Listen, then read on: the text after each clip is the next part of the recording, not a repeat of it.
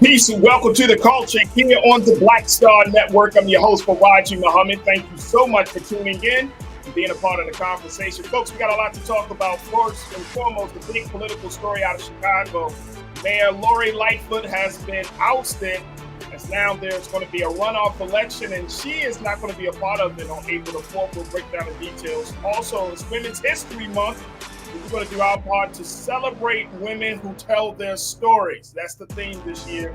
We'll have that conversation. Plus, we get some updates about what's going on with the Supreme Court and their student loan case that they're reviewing. So we got a lot to get to. Of course, you're going to be a part of the conversation, and we got our fantastic contributor. So stay with me. We're going to have a fun time today. Happy Wednesday, folks. It's all happening on today's edition of The Culture here on the Black Star Network. Let's go.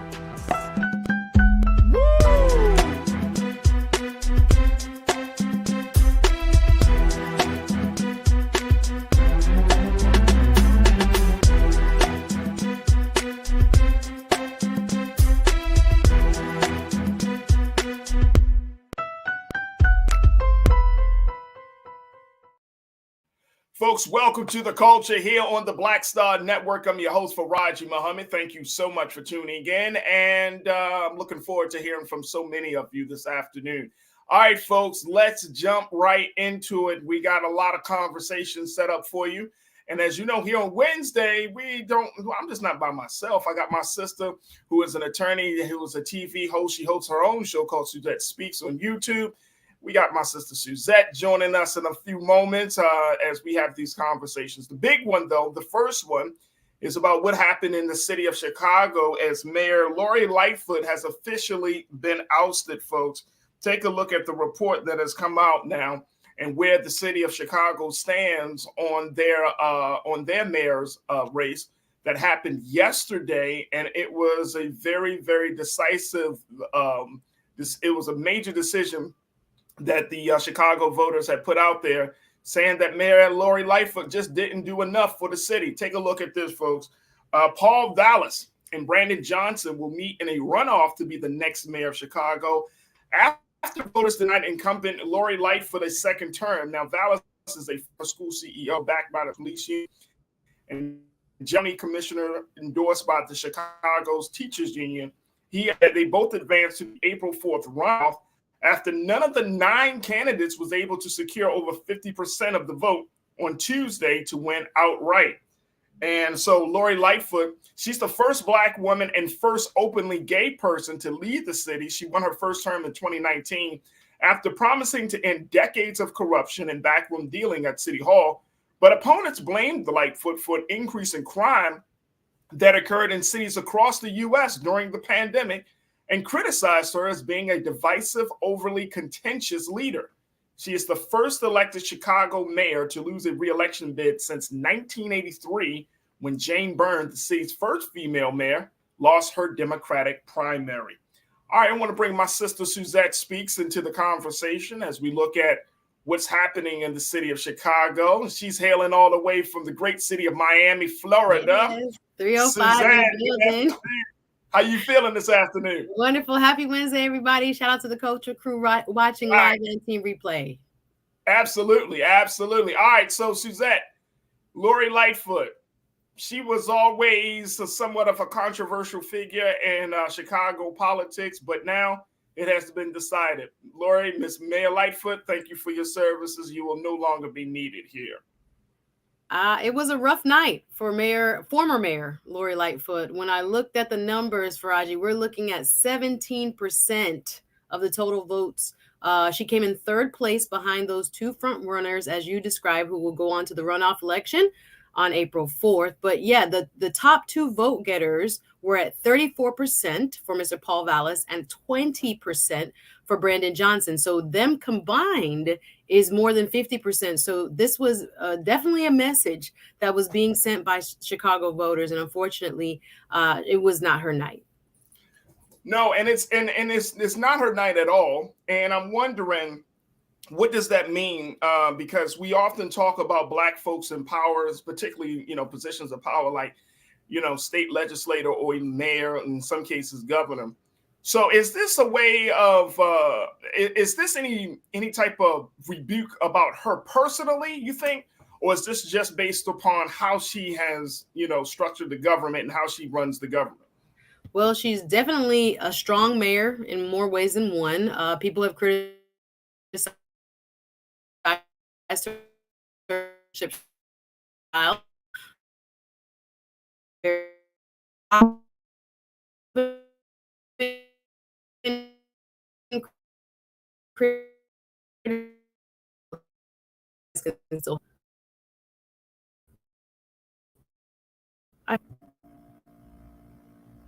Uh, Okay, you were Can you breaking up hear a little me? bit, I'm Suzette. sorry. Shout out to Struggle Streaming. But as I was saying, was that crime has been up in her city. So as far as her personal leadership style, that definitely has come under critique as well. People have said that she's a very strong and assertive, kind of top down, strong leader. But she cannot deny the numbers. When people feel unsafe, they're going to, show up at the ballot box, and they did. In the last year, crime has been up in Chicago, according to some reports, about 31%. So she has had an uphill battle since the 2020 uprising in that summer, where people, saw all over the news the burning of the business districts of downtown Chicago, and how they had to kind of quarantine off certain areas. But people apparently did not like how she has done her job, more so than I think what she is like on a personal note, or on a personal level. But yeah, I think there was a little bit of both. But I think they definitely sent a message that they want to change in leadership, for sure. But unfortunately, it seems as if, her time was cut short. As you stated, the first time in 40 years that a sitting incumbent has not been reelected to office.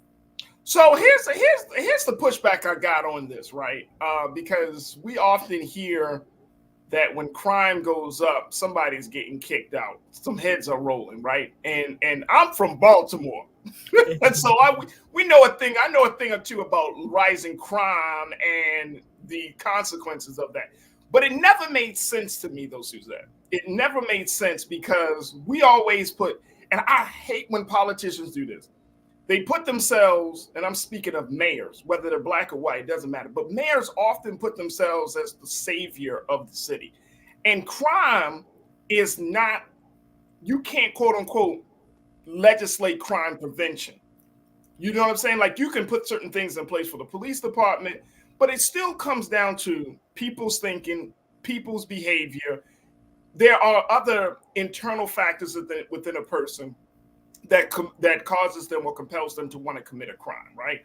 And so, I think part of it is this idea, like we as voters and constituents have bought into the idea that if you got a mayor, that they're going to stop crime because that's what they say. But then all the other part of it is the candidate, the political leaders saying, well, I can do that. And it's like, no, that's not realistic, right? Like crime comes down to prosecution. You're an attorney, you understand prosecution, making sure the charges stick, make sure that the police officers are doing what they're supposed to do and not, causing any type of corruption in the case. I mean, there are so many other things. And I think that it's this poor policy for a political leader to put out there that they're going to stop crime. And then for us as the voters, we accept that and think, oh, well, they didn't stop crime, therefore they lost they didn't fulfill that promise. It never made sense to me. Yeah, it's a tall order to say when you have resources that are dispersed differently, right? Chicago sometimes is called the tale of two cities, a well-funded side and a not so funded side. You also have, as you said, several moving parts. I would include in there the police union and other mental health services, which she had worked to increase funding for young people. Of course, you have economic factors, joblessness, homelessness. I mean, you and I both know, we hear the songs about Chirac and other places in Chicago, and it's not an easy fix for anybody, much less, one time or single term mayor to try to come in and really revolutionize how people think of even themselves. So yeah, to put that on as a kind of a way in which you're going to distinguish yourself as a true leader, it is very difficult. She needs or needed partnerships that run very deep. And even when I look at some of the ways that she has been depicted on social media through memes and even just seeing her at on the street, if you will, while she's walking around the city, et cetera, there didn't seem to be, oftentimes with young people, like a mutual respect there. And I think sometimes we overpromise, underdeliver, and I think that might have been part of her issue when it came to crime. But I think across the board, we also have to recognize during the pandemic, major cities, it's not only Chicago, which is our third largest city here in the United States. Across major cities went up when the pandemic hit. So here, and we got the word the youth vote. Or we as constituents think that the mayor can do more than they're able to do. Yeah, so I didn't mean to interrupt, Suzette. Just wanted to because I'm getting you a little glitchy, so I was like, let me jump in. But sorry. That's all good. But here's the thing, and we're going to take a quick pause after I make this, but. Again, crime is not predicated on who's mayor. Like no criminals running around and say, "Oh, so and so is mayor." Yeah, I can't do it, bro. I can't do it. Like nobody's thinking that. But the other part of it is the point that you just made. Crime has gone up across the country, and see, this is part of the problem. I think this lies on us as constituents / voters. We have. Sometimes I think we have unrealistic expectations of what a political leader can really do. So we put it all on the government and not thinking about, what is the role that I can play to help be a partner with my government? That's the part. How do we become partners? Like we have become so conditioned, and this is not because of our fault. This is over years and decades of conditioning in America. That if you have any need, if you have any issue, go to the government and they will fix it. Versus this new paradigm shift that we're slowly accepting, which is if you have a need, then get up off your ass and help and make something different, a different reality. That's a different type of citizenship. We've had a passive level of citizenship in this country for so many years. Now, when a moment like this happens, when you have all of this upheaval and partisanship and all of this stuff happening within government, it's like it's very hard for people to jump into becoming an active citizen where they're seeing themselves as partners with the government and not just constituents. So, I got to take a quick pause. I'm going to let you respond to that. And of course, crew, I want to hear what y'all got to say as we talk about this big story out of Chicago. Mayor Lori Lightfoot is out. She did not run her re-election bid. But what's your take on how people feel about crime and her being able to not live up to the expectations? Join us in the conversation. Post your comments in the chat, and we'll try to get to as many as possible. Stay with us. We got a lot to talk about here on The Culture on the Black Star Network.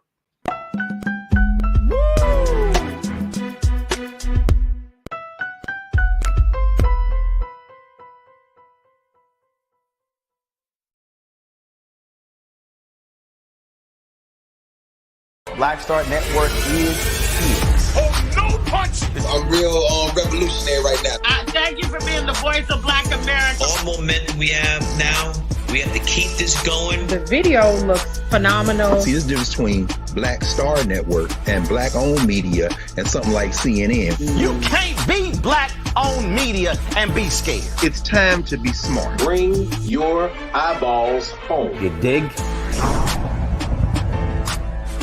When you talk about blackness and what happens in Black culture, we're about covering these things that matter to us, speaking to our issues and concerns. This is a genuine people-powered movement. There's a lot of stuff that we're not getting. You get it, and you spread the word. We wish to plead our own cause.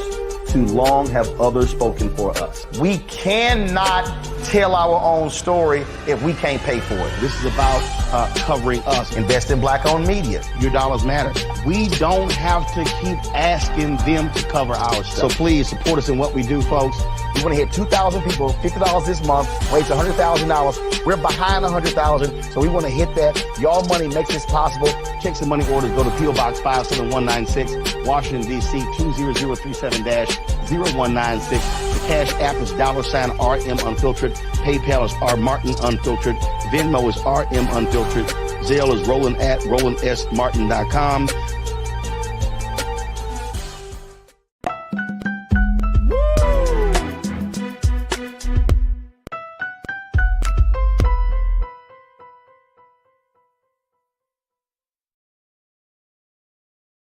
All right, folks, welcome back to the show. We've been talking about Mayor Lori Lightfoot, who has lost her re-election bid in Chicago, Illinois. Now, the city is now looking to April 4th, where there will be a runoff election between Mr. Vallis and Mr. Johnson. And it's a way for people to see that the work that the first Black openly gay mayor, woman mayor, has been able to do and not do has caused a lot of rift in the city of Chicago.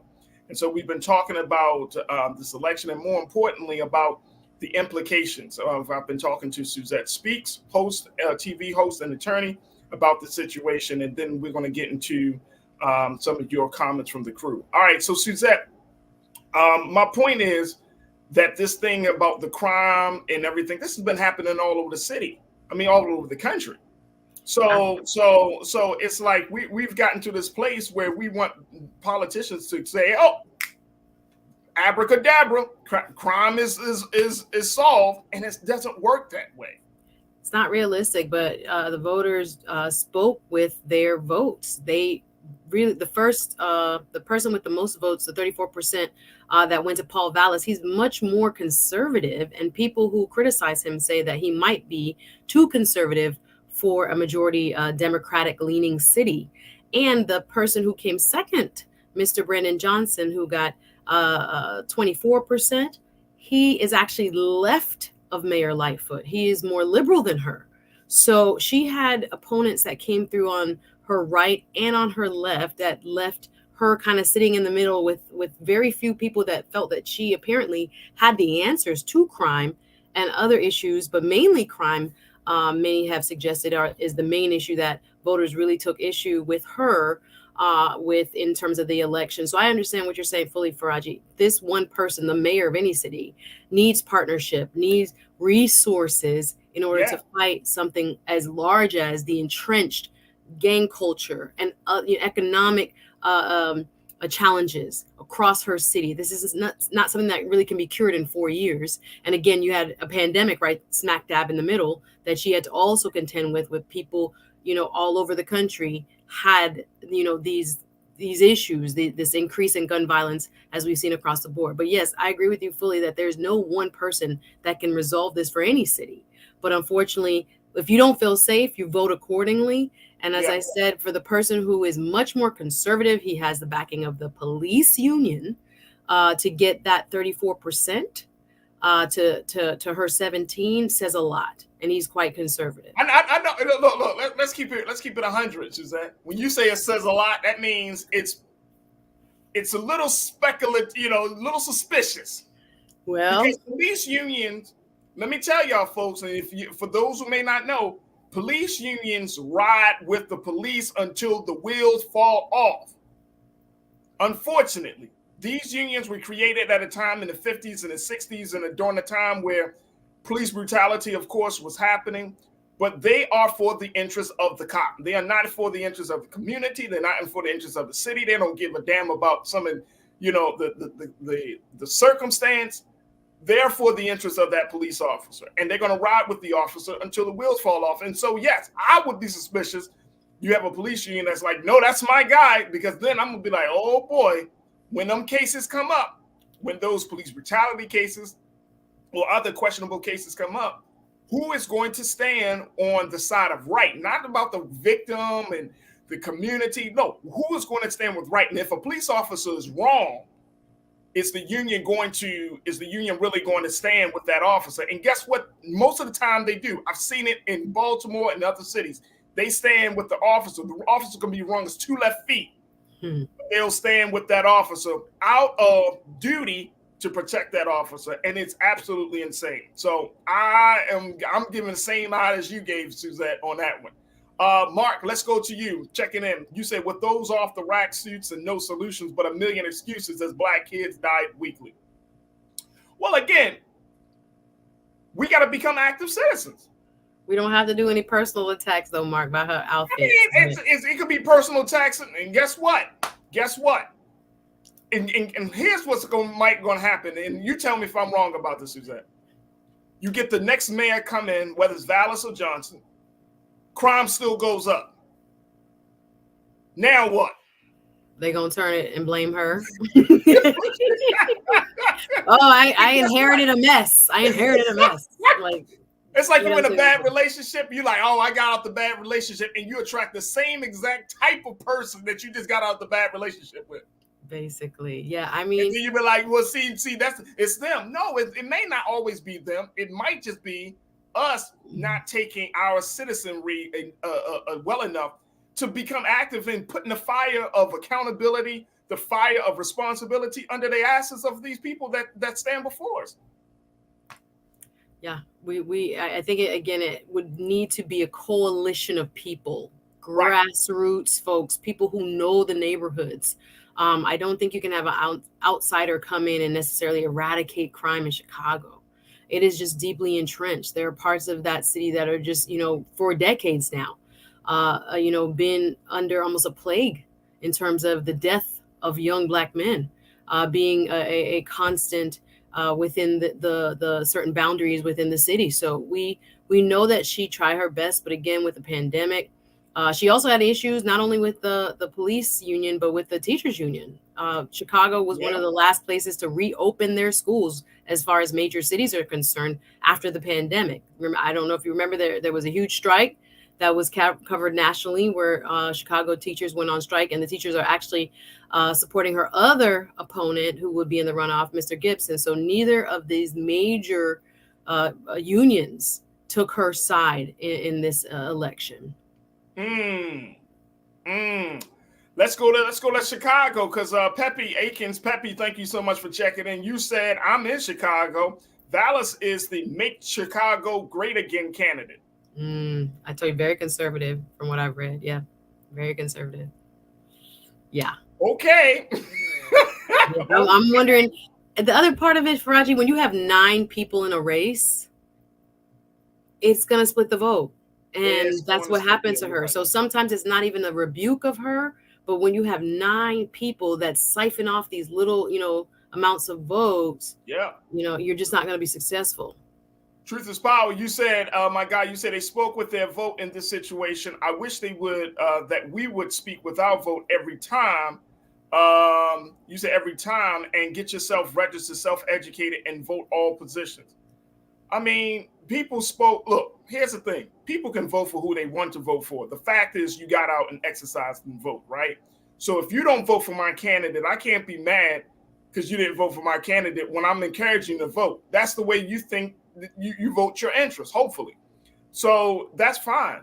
But I just think that in order for us to get off this vicious cycle, that we should really look at the candidates and think in terms of the long haul, Suzette. You know what I'm saying? And not just think, okay, here's what I often see, especially when it comes to like crime, that we want to a la carte a candidate and be like, oh, he's strong on crime. But the other parts of that candidate's agenda might be terrible.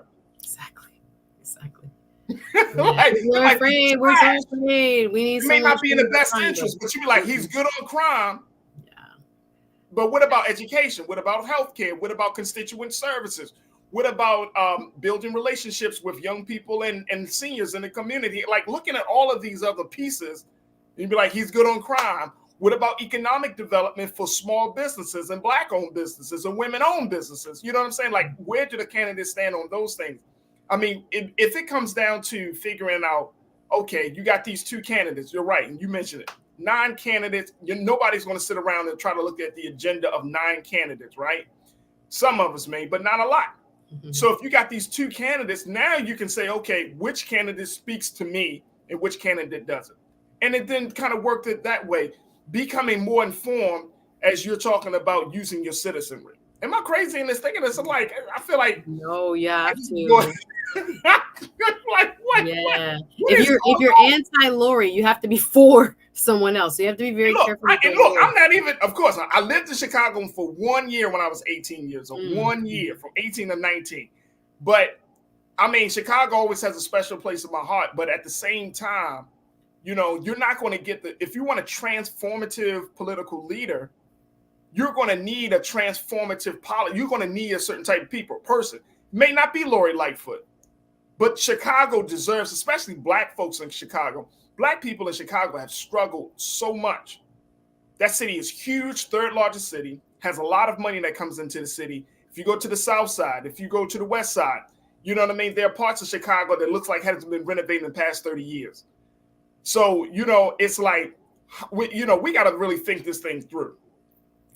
Yeah, we're going to have to, whoever wins, for people who live in Chicago, I act like I live up there, but we're going to have to proverbially speak of the voters get out. There are, like I said, it's a distinct vote between Paul Vallis and Brandon Johnson. So you're going to have to make your voices heard. If you know that one seems to be leaning, again, on a single issue, and we don't really want to be, as you described, single issue voters, we have to look at the totality of where their policies are and see if they're going to serve our communities. So we got to really look at that. But again, you have another crack at the apple, a bite at the apple, Chicago. So you will need to get out and get your friends out on April 4th. Absolutely. Absolutely. Look, let me get one more in. Alf checking in. You said Vallis was in charge of school district of Philadelphia when it had been taken over by the state. He drove resources out the district. Who vetted his resume? Yeah, he's a former, we call him superintendent down here, but the head of the school district there. And some people have questioned, again, he's flip-flop even in his party. When Obama came in, he became a Democrat. There's some history there. People need to research and see if you were satisfied with the job he did while he served as head of the school system there in Chicago. There's a lot. He's been around for a little while. He ran for also governor. He ran for lieutenant governor. So he's not new to the game. So again, I question people like that, Suzette. You got to look at the track record. Like that. If you ran for 3 and 4 different positions, I'm like, nah, dog. And it's like back to back every year you running again. Hey, I could be your prosecutor. Hey, right. It's almost like I could be not saying him, person. I could be your you want to stay relevant. Yeah, exactly. There are people in Miami like that. Trust me. I'm like, what they gonna run for next? And it's like, right. There are people in Baltimore was like that. I remember. It's like one guy. He ran for like 2-3 different positions, and it's like, bro, you seem like you're more hungry for power than it is for wanting to serve the people, and that's a problem for me. So we will have to see. Of course, April 4th is just around the corner, so we're going to have to see how voters in Chicago are going to move forward on this. But it is official. Mayor Lori Lightfoot has lost a re-election bid, and we will see what the vision of Chicago will be coming up. Folks, we got to take a quick pause. When we come forward, me and Suzette will continue to chop it up. Stay with us. We got a lot to get to here on The Culture right here on the Black Star Network. We'll be right back.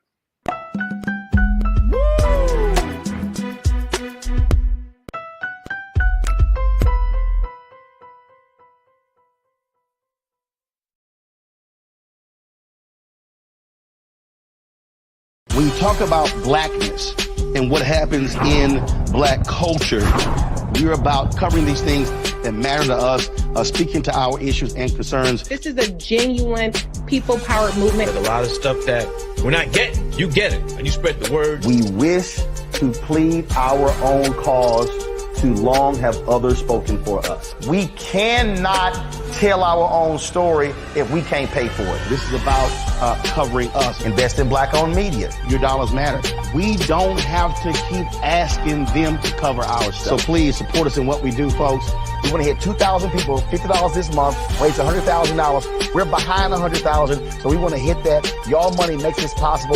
Check some money orders. Go to P.O. Box 57196, Washington, D.C. 20037-0196. The Cash App is $RM Unfiltered. PayPal is R Martin Unfiltered. Venmo is RM Unfiltered. Zelle is Roland at RolandSMartin.com. Black Star Network is here. I'm real revolutionary right now. Thank you for being the voice of Black America. All momentum we have now, we have to keep this going. The video looks phenomenal. See, there's a difference between Black Star Network and black-owned media and something like CNN. You can't be black-owned media and be scared. It's time to be smart. Bring your eyeballs home. You dig? Hatred on the streets, a horrific scene, a white nationalist rally that descended into deadly violence. White people are losing their damn minds. An angry pro-Trump mob storms the U.S. Capitol. We're about to see the rise of what I call white minority resistance. We have seen white folks in this country who simply cannot tolerate black folks voting. I think what we're seeing is the inevitable result of violent denial. This is part of American history. Every time that people of color have made progress, whether real or symbolic, there has been what Carol Anderson at Emory University calls white rage as a backlash. This is the rise of the Proud Boys and the Boogaloo Boys. America, there's going to be more of this. Here's all the Proud Boys, guys. This country is getting increasingly racist in its behaviors and its attitudes because of the fear of white people. The fear that they're taking our jobs, they're taking our resources, they're taking our women. This is white fear.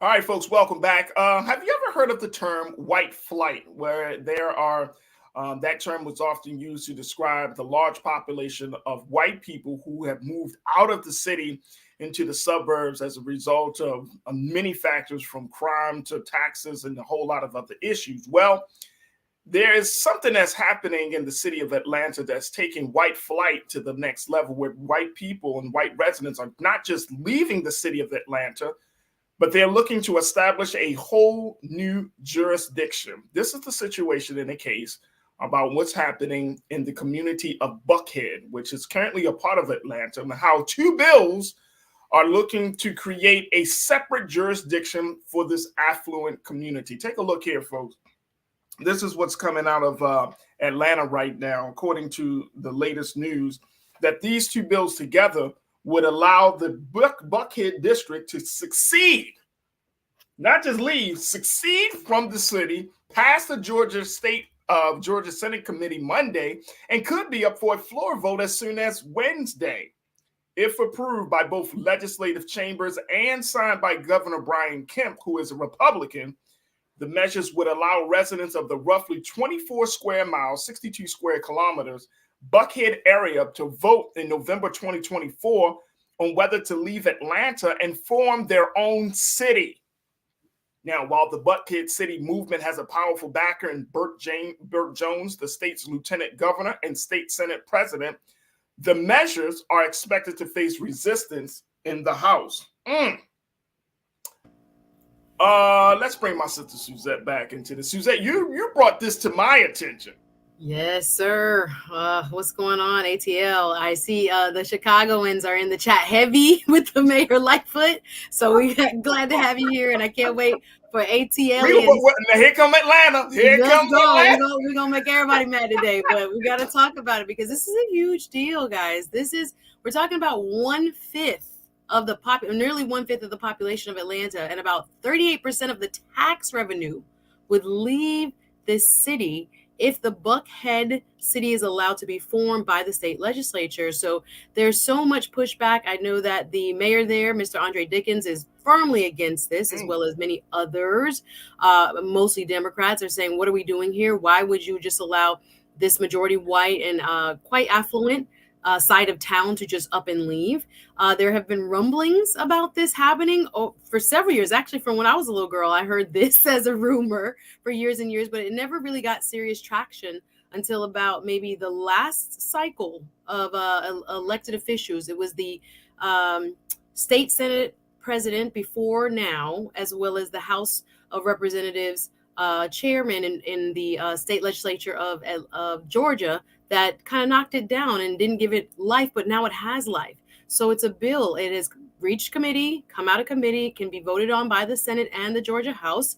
and maybe signed by the governor. But this is highly unprecedented. It has never been done before, and many are questioning exactly why and why now.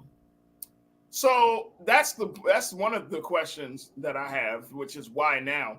But the other question is, so you can really do this? Well, it takes an act of legislation from the Georgia State House and Senate. But yes, technically you can. They make special districts all the time. But yes, and give cities charters all the time. It's possible. I know. I'm trying to process this here. I'm smiling, laughing, but folks, I'm really trying to process, because here's my question. So white people feel like, hey, the city is going to fill in the blank, going to hell, it's full of it, blah, blah, blah. And now they're wealthy enough to actually get some proposed legislation to be considered by the state, and they may actually have it on the ballot come 2024 if the governor, who is a Republican, who's a part of that class of people, white and wealthy, if they actually it would ultimately be decided by the voters. Yes, sir. Oh, right. You gotta include us somewhere in the mix, right? Okay. But my thinking is, does this open a door for us to have a real conversation about Black people becoming more independent? Well, I don't know. I'm saying, because we have wealthy Black people, but the political prowess.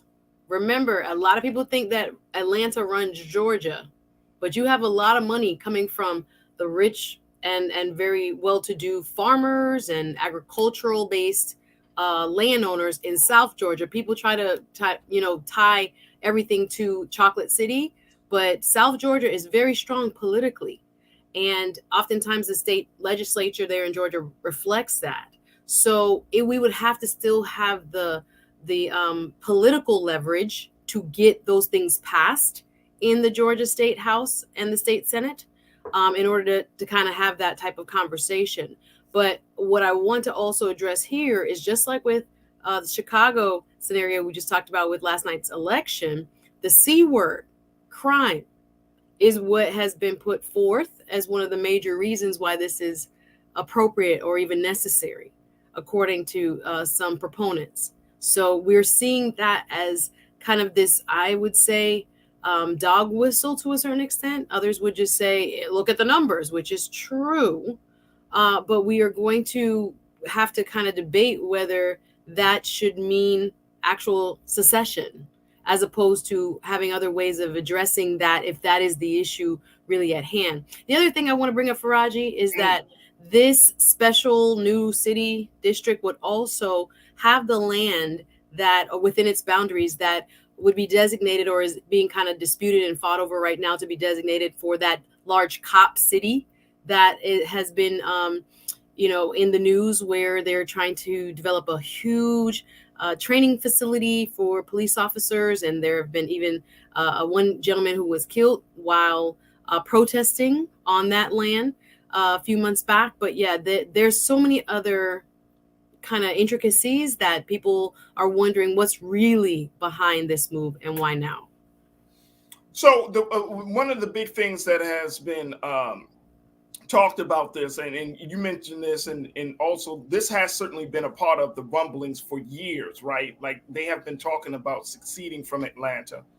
But according to the reports, it shows that crime has been the determining factor for this new level of momentum that we're seeing. That now people in Buckhead, the residents of Buckhead, are saying, look, Atlanta is getting too violent.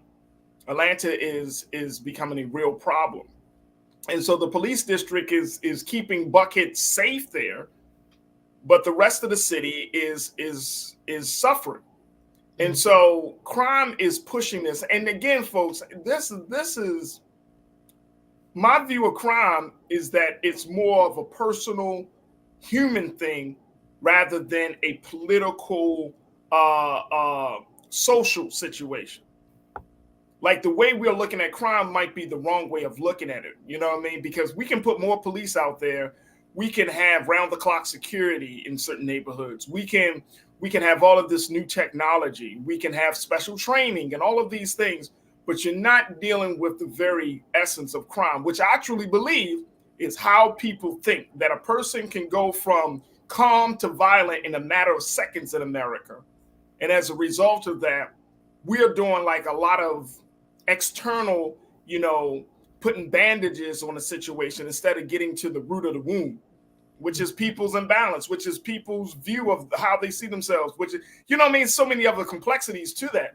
So it's like, are we really addressing the crime situation? You can't run from crime until you start to deal with human development and human behavior. And I feel like the reason that we don't talk about that, because it's not sexy. It's not easy to put into a package. It's not easy to put into a soundbite. It's like, oh my gosh. It's not easy to legislate. It's not easy to legislate. Mm-hmm. But we're exposed to violence from politics, from policy violence to systemic violence. We're exposed to violence every single day that we're alive. And I'm talking about Black folks and other marginalized communities. So now you get a surprise and you're afraid because now we're violent when your policies and your systems are violent themselves. Like, it doesn't make sense to me. So we're not getting to the root of the problem. You can run as far away. You can go into the hills of Hollywood for all I care. Guess what's going to happen? It's going to follow you. You can't stay on your perch forever. Yep, absolutely. You can't just be like, I don't want it, so therefore it's section me off from the rest of the city. The other part of it is very quickly is the tax base and the ratings of the city. Yeah. The ratings of the city will actually go down. According to Moody's Investment Services, it said in October that Atlanta maintained a AA1 rating on the city's approximately $650 million outstanding general obligation unlimited tax debt. So you have, the ratings are still strong. If you have that many people moving out of the city, the rating is going to go down. The credit rating situation is going to change in the city of Atlanta. I mean, this has major implications, Suzette. Major implications. Yeah, when you look at the tax revenue, 38% of the total city's revenue comes from this nearly 1/5 of the land area and population of Atlanta. So when you're allowing cities to kind of remove themselves or kind of section themselves off and become new cities, again, that outstanding debt, remember, cities issue bonds in order to raise money for capital improvements, education, what we're talking about, the things that are needed, to hopefully keep people out of the street and the crime rates down. It actually might change the rating for all cities in Georgia if there is an uncertainty about whether the city will remain intact and therefore be able to pay its debts. So yeah, that credit rating, I think there's $650 million outstanding right now in IOUs for the city of Atlanta. So yeah, this would affect that tremendously and kind of leaves the rest of the folks, the 4/5 of the population, kind of on the hook for that remaining debt. Absolutely. We got to take a quick pause. When we come forward, we'll continue the conversation with Suzette and, of course, with you. Post your comments in the chat, and we'll try to get to as many as we can as we continue to talk about the white and wealthy are calling for the succession from the city of Atlanta. Wow. And guess what, folks? This may not be the only city that this is happening in. Wow. Stay with us. That conversation continues right here on The Culture on the Black Star Network.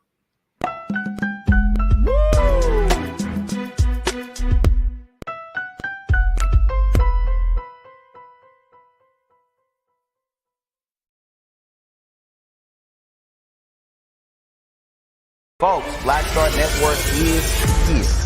Oh, no punches! I'm real revolutionary right now. Support this man, Black Media. He makes sure that our stories are told. Thank you for being the voice of Black America, Roland. Stay black. I love y'all. All momentum we have now, we have to keep this going. The video looks phenomenal. See, there's a difference between Black Star Network and Black-owned media and something like CNN. You can't be Black-owned media and be scared. It's time to be smart. bring your eyeballs home. You dig? Pull up a chair. Take your seat. The Black Tape with me, Dr. Greg Carr, here on the Black Star Network. Every week, we'll take a deeper dive into the world we're living in. Join the conversation only on the Black Star Network.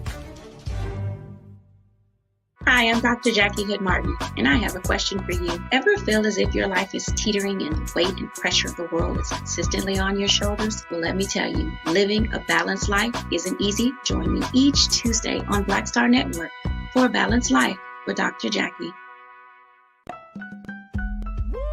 We're all impacted by the culture, whether we know it or not. From politics to music and entertainment, it's a huge part of our lives, and we're going to talk about it every day right here on The Culture with me, Farajii Muhammad, only on the Black Star Network.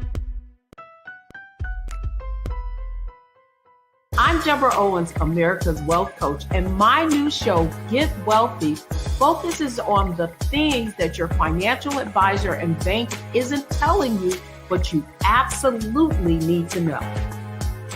So watch Get Wealthy on the Black Star Network.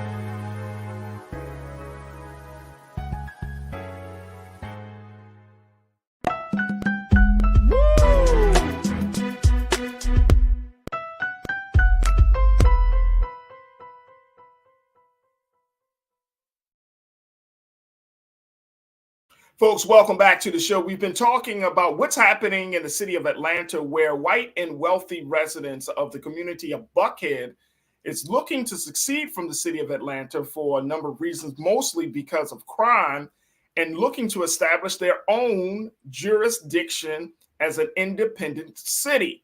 Now, this comes as a result of two bills that have gone before the Georgia Senate Committee, who has approved the move, and now it moves forward to the other part of the Georgia process of political process. And if that's approved, it goes to the desk of Governor Brian Kemp, who has the opportunity to sign off on it, and then it will be up for on the ballot come November 2024. And this is creating a firestorm of controversy where people are asking, can this really happen? And if it does, what will be the implications of it? We've been talking to my sister, Suzette Speaks. Suzette, so when we talk about everything from credit ratings, when we're talking about everything from the crime piece, we're talking about all of this. Again, I'm just going to throw this question out there. Why haven't Black people been able to do this? You said political prowess. Yeah, I don't see it kind of bending that way. I see it more so as being a possible dangerous precedent for other more affluent, predominantly white areas around our country in various municipalities saying, we don't want to be a part of every, city. But we all across the country have very affluent parts and more economically challenged parts to a lot of our cities. That's how it has been as far as a kind of remnant of, the racial segregation that we've suffered for so long in our country. And of course, economics hit different communities differently, depending on your levels of education and opportunities, et cetera. Right. So imagine, I looked at it more so as this being possibly a precedent for other very wealthy, for example, parts of Miami or wherever, to just get up one day and say, no, we're no longer, this specific neighborhood is no longer part of the city of fill in the blank. And what that would mean for cities across the country. As you mentioned, coming off a break, we are seeing something similar happening in Mississippi. It's a little bit different, but where they are now in their state legislature taking up possible legislation to separate out districts for judicial districts for predominantly white, more affluent areas, to separate them in terms of who the judges are and who selects those judges from the predominantly Black cities in Mississippi, for example, Jackson, right? So I'm more concerned looking at it from maybe not how we can possibly utilize it. And I think I'd have to give that a little bit more thought, but I'm seeing it as like, if you have an affluent side of town that has the political leverage in a state capital, they could possibly start making enclave cities And I think that could be very, very dangerous for us. Very dangerous. Conscious Thought thinks along the same way. Conscious Thought, my guy, you said if Buckhead is able to succeed from Atlanta and Jackson, Mississippi is able to carve out a niche Caucasian enclave, then watch out and wait for the ripple effect. Nationwide, everyone will want to do it, except for Black people. That's what I'm saying. But we don't necessarily have, the power of City Hall in each and every city. We don't. But even in the cities and the states that we do have Black leadership in City Hall, we're not even thinking like that. I don't see how necessarily it would benefit. I don't necessarily. I'm just saying, like the same way, the same reasons that these white residents are saying, "Hey, crime is up," blah blah blah. We need to take our talents elsewhere and establish our own jurisdiction. Black people can say the same thing. We have wealthy Black people. We have Black people who are in positions of power. They could do that. They don't have to do it exact same way, but I'm just saying, just the thought that, hey, you know what? Whatever group. And create my own thing. The reason is because how many wealthy Black areas do we have in the cities across this country? Yeah, I was thinking that. I mean, like little enclaves. Yeah, majority of our cities are not where you have predominantly Black neighborhoods. Right. Happen to be maybe middle class equal to, or some may be a little bit more affluent, but the majority possibly, I don't know the numbers, are not necessarily going to be the higher tax base. Exactly. So if you separate from other parts of your city, you probably will lose out in terms of your tax revenue and other advantages. So I'm not sure, again, how it would serve parts of towns that are economically deprived who also happen to be in various circumstances predominantly Black. Even in cities like here in Los Angeles, Black people only make up 8 to 9%. Yeah. So if that 8 to 9%, say you should shave off 4 or 5% of the 8 to 9%, would it say, hey, can we create a own situation? And I'm just using this as a hypothetical example, right? Like if we create our own situation, that shouldn't be frowned upon because we don't have the quote unquote the numbers to show that we're a majority. In some cities where you have Black people that are 40, 50%, in Baltimore it's like 65%, when you have the numbers is one thing, but when cities where you don't have the strong numbers of Black folks compared to other folks, then it could be a possible option. And again, I understand your point in terms of the politics, but I'm just saying, even getting down to the very essence, which is the thought, like, hey, you know what? We're wealthy. We have some level, we have privilege. We have power, people that represent us in the state government. We can do this. Black folks, we unfortunately have to just be resolved to, okay, we got to live in this condition. And that's a different level of thought. That's all I'm saying. I understand your point. My biggest fear for something like this is this will become segregation by another name. We're going to say. That's what Janelle said. That's what it's like a high crime, it's high this, it's high this, and then you separate people, and it happens to be all white people end up here and all Black people here. I'm not for that. That's what Janelle said. She said they can actually they are actually legislating segregation and calling it special districting. So here's the thing. If there was, and I think we got this again, this goes back to our race conversation in America. If there was a very real, honest conversation about race, where we're saying, okay, as Black people, we bring this to the table, and white people are saying, hey, this is what we're willing to bring to the table, and we both keep our promises. There could be some actual coexistence. But if you have some cities, and this is the thing about segregation and integration, Black people have tried to live with white people tried to live with Black people, but for a number of reasons, it hasn't been working. Now, it hasn't totally disrupted the country because that's the state that we're in. But is it a real situation, or is it something only compelled by law? No, I don't want to paint all residents in Buckhead with the same brush, right? Because there are people who have political capital, who with money can, move votes. Yeah. And it's not to say that every white person within Buckhead, and there are a lot of Black people that live in Buckhead too, that they feel the same way about this, right? So we have to be very careful not to kind of attribute to some, for all, having the same sentiment. So I don't think everybody necessarily agrees with the move out, but the powers that be, the people who have the political influence, the people who contribute to campaigns and obviously can muster votes in the state house and the state senate, are loud enough to where they are through the state legislature. Again, this is not the voters at large yet. This might be defeated if taken to the voters, citywide. But we got to be very careful. Like I said, I don't think necessarily everybody holds this same sentiment. And I also think that if we look at it kind of for I don't know how much progress we would make. And then people would have to have the bigger conversation is what does progress look like to you and what does progress look like to me? That's true. As far as what would be beneficial to our communities as a whole. I just don't know if, just economically thinking about other resources. I'm just thinking about cities here in Miami. I wouldn't want that. I wouldn't want us to separate out because it just depends on how much money and how much political influence you actually have. And culture. It could be a very divisive.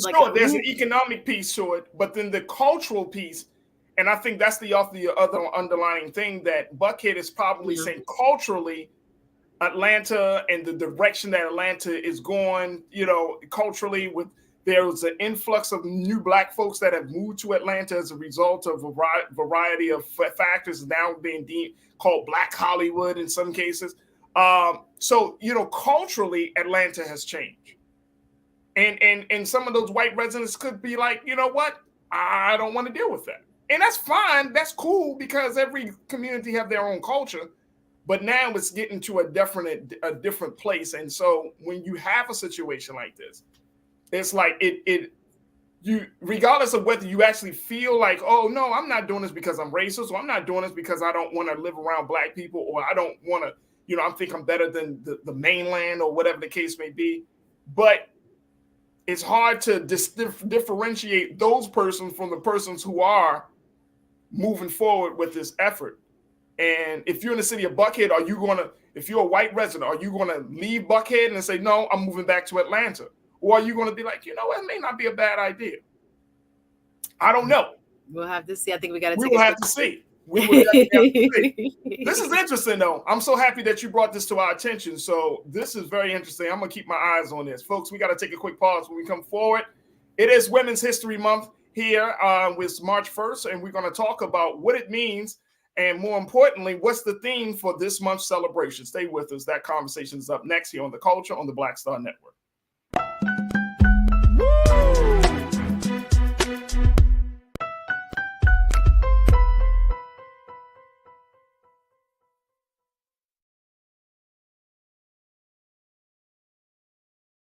Hatred on the streets, a horrific scene, a white nationalist rally that descended into deadly violence.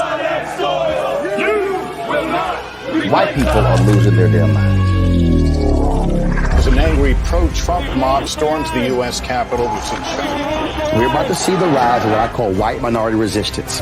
We have seen white folks in this country who simply cannot tolerate Black folks voting. I think what we're seeing is the inevitable result of violent denial. This is part of American history. Every time that people of color have made progress, whether real or symbolic, there has been what Carol Anderson at Emory University calls white rage as a backlash. This is the rise of the Proud Boys and the Boogaloo Boys. America, there's going to be more of this. Here's all the Proud Boys, guys. This country is getting increasingly racist in its behaviors and its attitudes because of the fear of white people. The fear that they're taking our jobs, they're taking our resources, they're taking our women. This is white fear.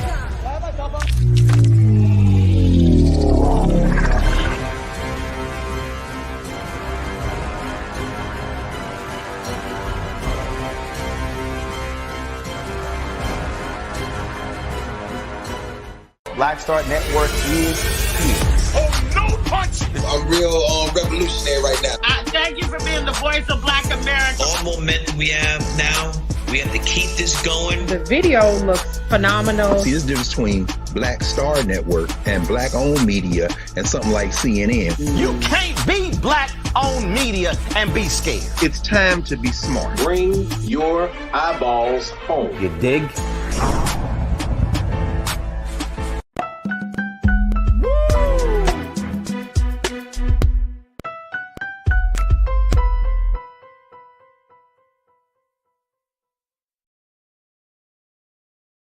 All right, folks, today it is March the 1st. It is the first day of Women's History Month, and this is the month where we talk about the great accomplishments and celebrate the great triumphs that women have made for this country, and there are so many stories to tell. And this is why the National Women's History Alliance, this is one of the major organizations that help to spearhead the effort to declare March as Women's History Month. This is why today they have officially said that the theme for this year's celebration will be celebrating women who tell our stories. Now, let me just share with you what the National Women's History Alliance have put out there as to what we should be celebrating during this month. Take a look at this. This is from their website, but they said throughout 2023, the NWHA will encourage recognition of women, past and present, who have been active in all forms of media and storytelling, including print, radio, TV, stage, screen, blogs, podcasts, and more.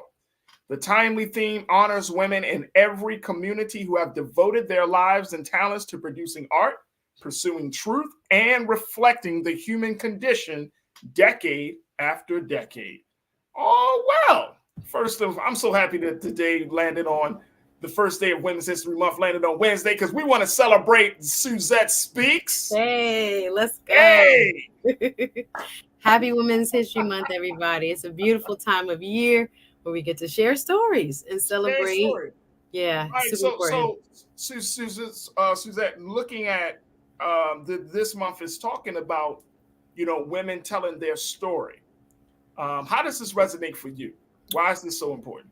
Well, it's super important. I was trying to look up some numbers as far as pay in terms of what a man makes. All about that money. I hate you, Suzette. You've been on that money.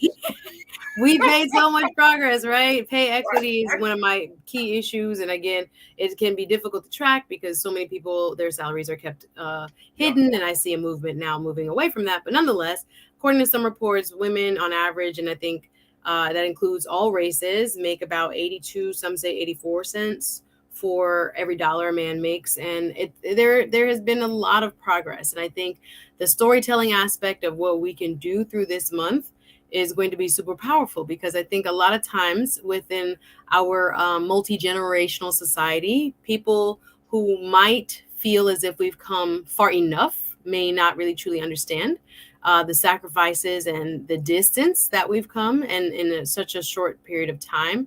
Yeah. When I'm thinking about how, the 50s and the revolution there, the birth of feminism in I think it was the early 1900s. The first Women's History Week was actually by the Communist Party here in the United States back in, I believe it was like 1904.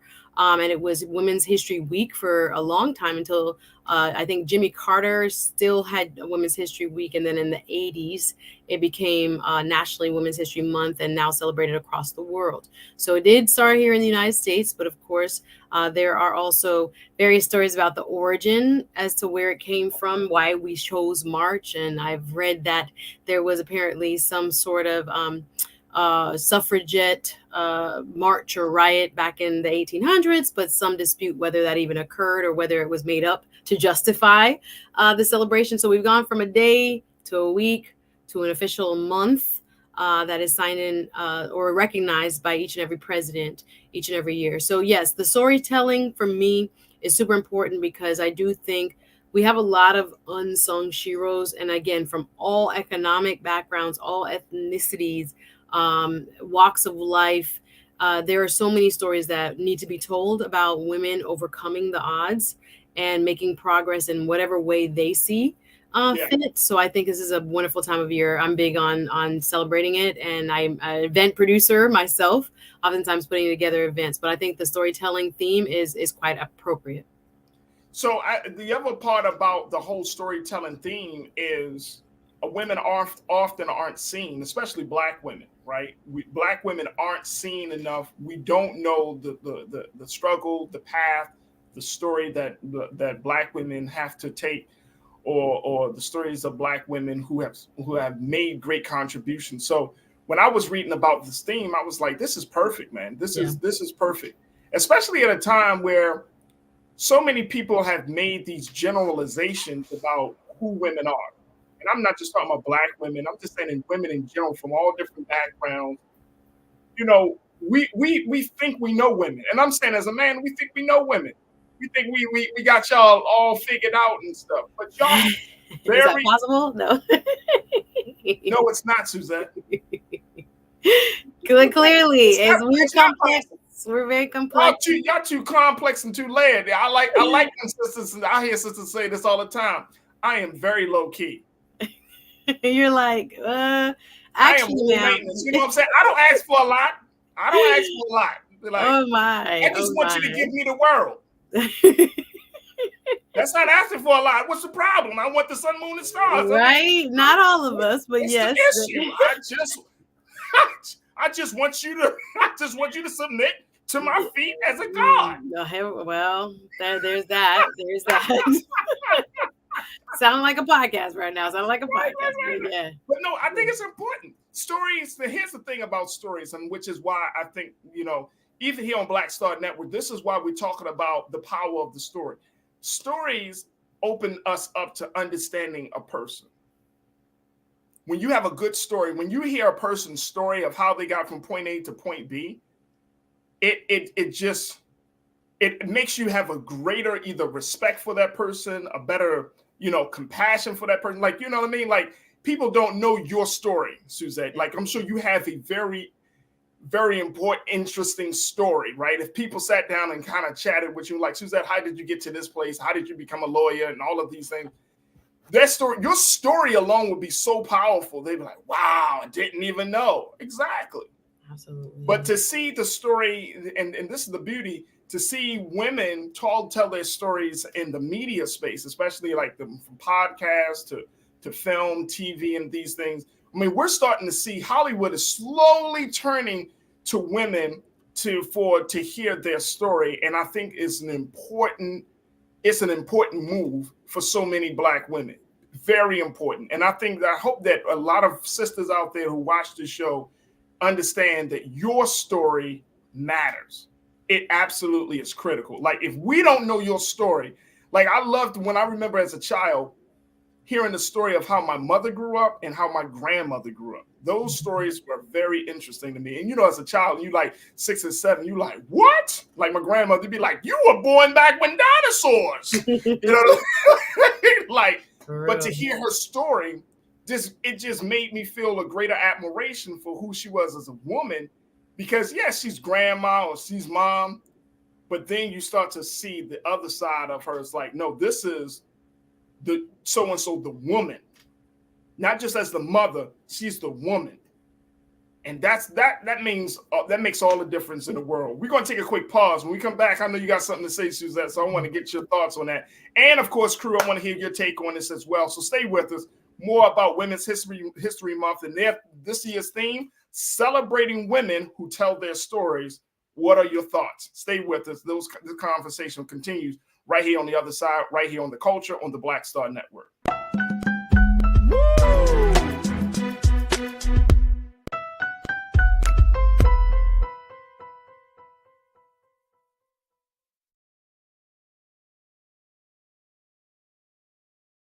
Black Star Network is here. Oh, no punch! I'm real revolutionary right now. Thank you for being the voice of Black America. All momentum we have now, we have to keep this going. The video looks phenomenal. See, this difference between Black Star Network and Black-owned media and something like CNN. You can't be Black-owned media and be scared. It's time to be smart. Bring your eyeballs home. You dig?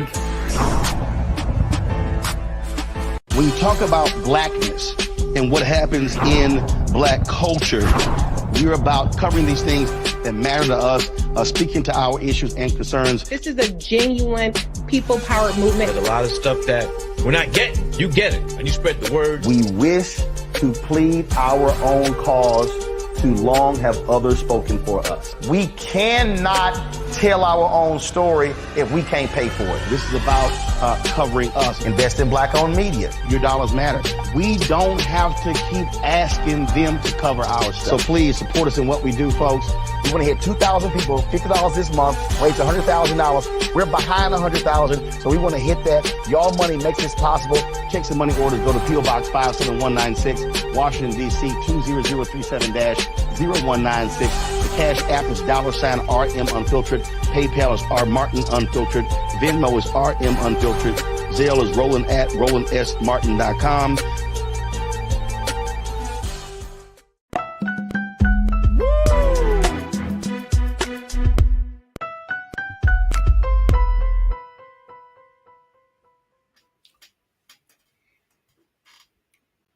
All right, folks, welcome back to the show. We're talking about the first day of Women's History Month, which is actually today. And this year's theme is celebrating women who tell stories. Yes, yes, yes. Women who tell stories. I got a woman who tells stories all the time. I ain't talking about stories like she's lying. I'm talking about stories of other women and other people who speak their truth. My sister Suzette Speaks, TV host and attorney. But Suzette, I wanted to get your take on that, you know, the importance of telling stories, like really giving people an understanding about who that woman is beyond just the roles that we might see. And I'm speaking of the story, the women in our families. She's not just your aunt. She was a woman before she became your aunt.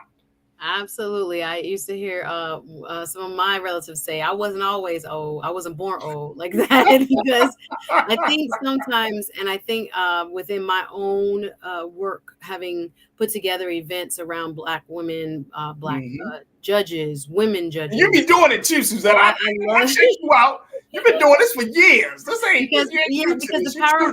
It's super important. The power of narrative is where we get to see ourselves, where we get to identify with a person. That, again, if a big old, judge feels like this about motherhood or about being single or about whatever she's going through, oh man, that makes me feel a little bit more normal, like someone else has the same experiences as I do walking through this world. And it's super important for us to be able to see one another's humanity, right? And sometimes, especially when we deal with like elected officials, people who are sitting in these high places like judges, you don't think that they are human. So we are all human first. So that's why I really believe in the power of narrative.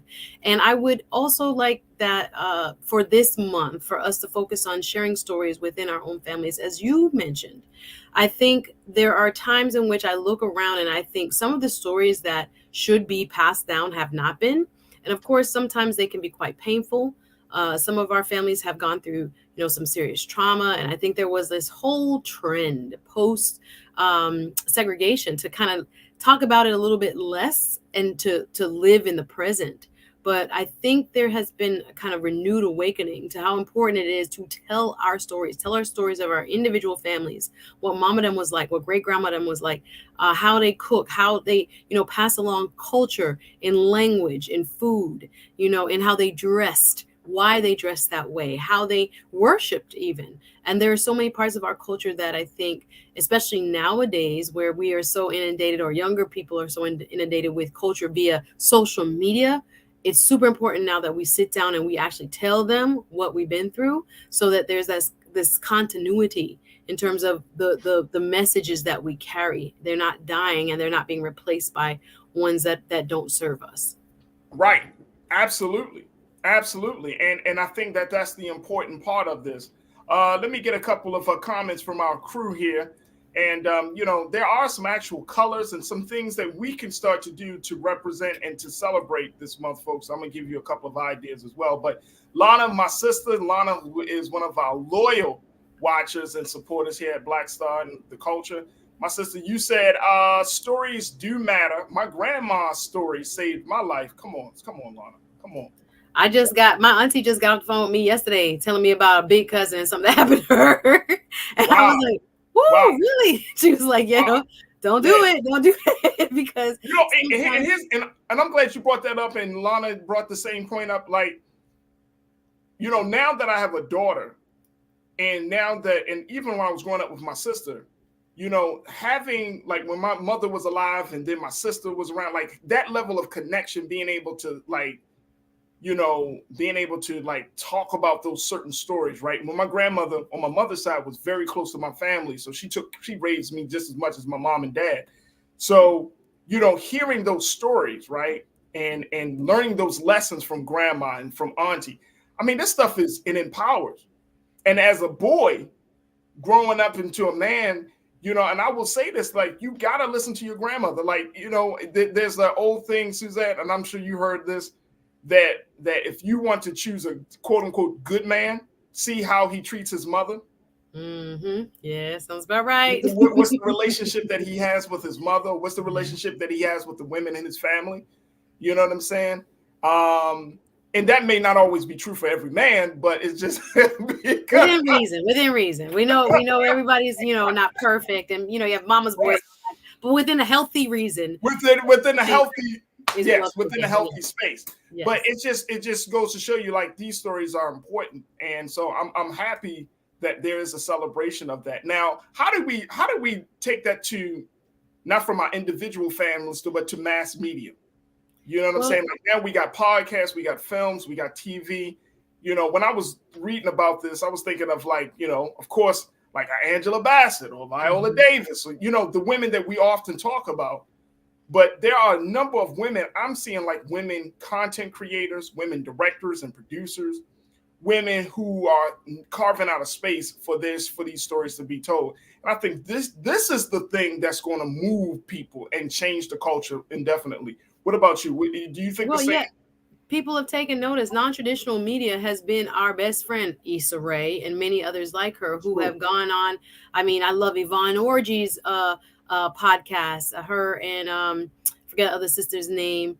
But there's so many people that have a platform now where there is no, you know, gatekeeper to tell us, oh, we're going to buy this project or we're not going to buy this project. Well, if it's in your heart to share it, you might as well just go ahead and find a platform that works for you and go ahead and do that. This is a part of our tradition, Farajii. This is African oral tradition that we are just inheritors of and perpetuators of. So within our own, like I said, families, but yes, within the mass spaces that YouTube provides and other platforms now provide, super important that we take advantage of those. Record your grandma them.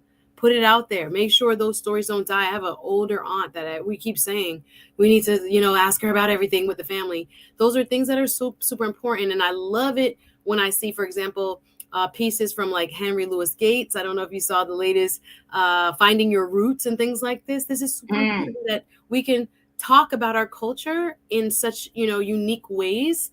Now that we have this opportunity through, you know, social media and mass media and non-traditional media. So we got to take advantage of it. And especially if you're feeling called to present it to the masses, do that. Record the folks you love or set up some kind of scripted, you know, pieces, etc., and poetry and other things that are just a part of our oral tradition that we need to make sure we create as much space as possible for, both online and in, you know, public events. Go support your public events this month as well, if you can. Oh, no doubt. You got to definitely do that. Tiana, women-owned business too. How about that? So. Oh yeah, women-owned businesses. So much we could do. So much we could do to celebrate. Oh my gosh, that is an excellent idea. There are so many sisters who are entrepreneurs as a result of the pandemic, as a result of the changing works culture that we've seen in this country. Women-owned businesses is everything, right? And if you see women in the arts, women that do media work, this is the time that you know, let people know, like, hey, yo, check out this podcast. You know what I'm saying? Support my YouTube channel like that. Check out this YouTube channel. You know what I'm saying? So, you know, it's there's just so many things that can be done. It costs you nothing to like and to share or to subscribe. So support Absolutely. Somebody else. Absolutely. Tiana, you checked in and said, I wish I recorded my grandmother when she used to talk, when we used to talk. 100%. Absolutely. I think about that. I think I have one. Imagine a cassette recording with my grandma on it. A cassette? Yes. I don't know who captured that, but I was like, we got like, well, it's hiding in somebody's house. Yeah, what? thinking about why y'all treat grandma like she in an interrogation? Hold on, grandma. Hold on. No, but bless her heart. When she was alive, that's what she had. So people tried to do it, but now it's so easy. Pick up your phone, listen, sit down, kind of rest at their knee. There's a saying about that to learn, because God gifted them, a few more years ahead of you, so you don't make those same mistakes, or that you learn from their life experience. So we need to go back to really honing in on trying to utilize it for ourselves, but allowing other people to also kind of glean from their wealth of knowledge.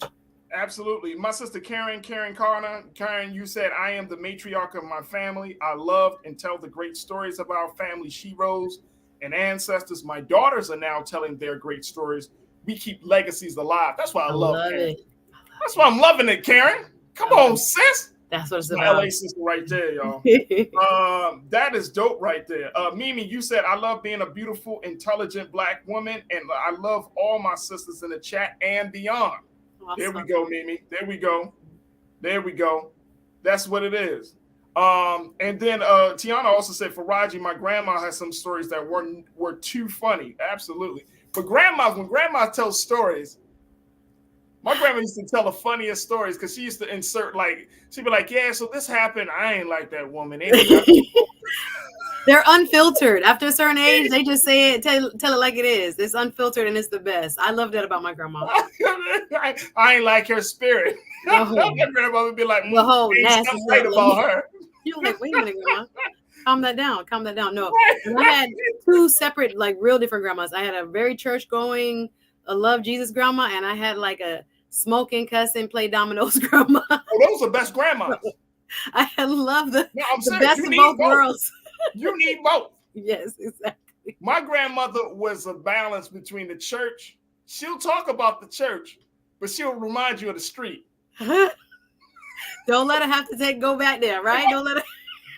My grandmother was 4 feet. Less than about 100 pounds. You know what I'm saying? She was a small frame woman. But when she walked into the room, her energy and her personality was like, oh, you don't mess with her. You don't mess with Miss Brown. No, you don't mess with Miss Brown. No. Miss Brown, whatever you need, Miss Brown. She'd be like, boy, and she often say her little fist, smack you upside. I'm like, Grandma, put the fist down. Nobody afraid of you, Grandma. I am, but nobody else. Right. You know what I mean? So big shout out to all the mothers, the grandmothers, but more importantly, big shout out to all the women. This month, we're going to do our due diligence here on the show, Suzette, to talk about some powerful women that are putting out some powerful stories. And, we want to highlight that this month. So big shout out to all the women. This is going to be an incredible month. Just like Black History Month was an incredible month. This month should be a call to action for us to understand and to get into a better respect for the woman. Because when we learn that understanding that woman, that is going to be important. I think June is also for what? June is for Father's music and Father's Day. Father's Day. I know that's because I know some brothers. Right. What about the man? Trust me, brothers. It's coming. Yeah, it's coming. We got to take a quick pause. When we come forward, we're going to be checking in with the Capitol Hill correspondent from the Griot, Ashley Banks, to give us some updates on some of the other big stories of the past week. We're going to get her some updates about the student loan case that's being determined by the Supreme Court and more. So stay with us. That conversation will come up here on The Culture on the Black Star Network.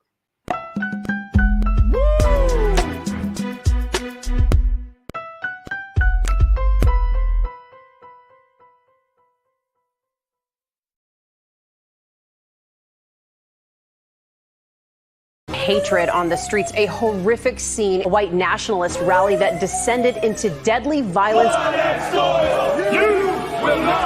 White people are losing their damn minds. As an angry pro-Trump mob storms the U.S. Capitol, we're about to see the rise of what I call white minority resistance. We have seen white folks in this country who simply cannot tolerate Black folks voting. I think what we're seeing is the inevitable result of violent denial. This is part of American history. Every time that people of color have made progress, whether real or symbolic, there has been what Carol Anderson at Emory University calls white rage as a backlash. This is the rise of the Proud Boys and the Boogaloo Boys. America, there's going to be more of this. Here's all the Proud Boys, guys. This country is getting increasingly racist in its behaviors and its attitudes because of the fear of white people. The fear that they're taking our jobs, they're taking our resources, they're taking our women. This is white fear.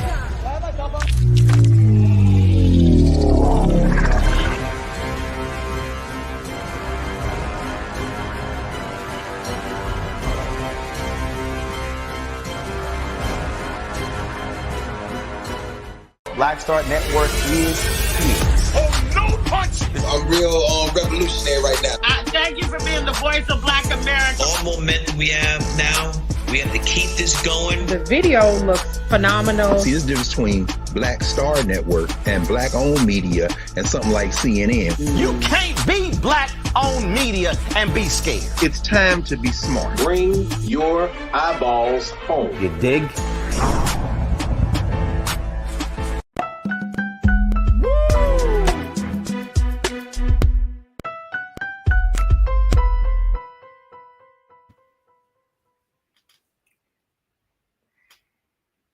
All right, folks, welcome back to the show. Now it's time for us to get some midweek updates with the Capitol Hill correspondent for the Griot, Ashley Banks, and we're continuing the conversation with my sister, Suzette Speaks, as well. But Ashley, welcome back to the show. Good to see you, Ashley. How are you this afternoon? I'm doing well. Good to see you, Farajii, and good to see you, Suzette. Hey, Ashley.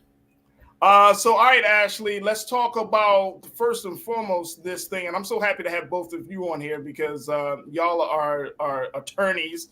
I know you are still an attorney in training there, Ashley, but it's going to happen. So I'm not even sweating that part. But talk to us about this student loan case that's being reviewed by the Supreme Court. Where are we right now? Because I know the case started to get its review yesterday.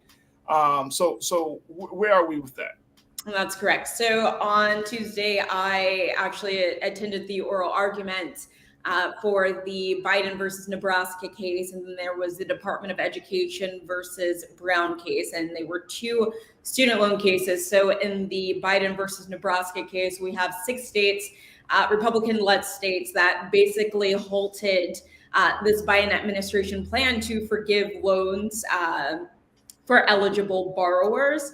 And basically, they argued that this loan program was unprecedented, that Secretary Miguel Cardona did not have the authority under the HEROES Act to create such a student loan program, and that the court should essentially strike it down.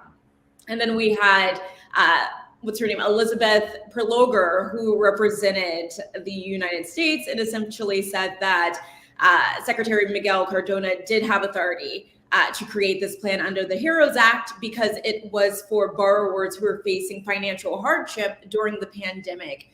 And under the HEROES Act, he has given authority where he can invoke certain things when it comes to revising or waiving statutes that already exist to help Americans who are in need. And so he saw that a lot of people were in need. Obviously, people were losing their jobs. People were losing family members who were the breadwinners in the household. And so people could not pay their student loans. And so the secretary was looking to help those in need. And so I watched the oral arguments yesterday, and it's clear that the conservative justices are not a fan of this plan to forgive student loan debt. And then the other side, you had Justice Sotomayor and Ketanji Brown Jackson, who were kind of really challenging Nebraska, the 6 states in this case, and basically asking, do you even have standing in this case? Were you even hurt, harmed by this policy that the Biden administration is putting in place for student borrowers? And honestly, Farajii, it appeared that the attorney for the states was kind of choking a bit because they were ganging up on him at one point and kind of saying, you really don't have standing. But he kept asserting that these states would be financially harmed. Some of their tax laws are wrapped up into the federal tax law. And so if student loans were discharged, then they won't be getting any money. But the justices were saying that that's kind of a self-infliction. The fact that your local tax laws are tied into federal tax laws, that's something that you did. It's not mandatory. So this is clearly a you issue, essentially.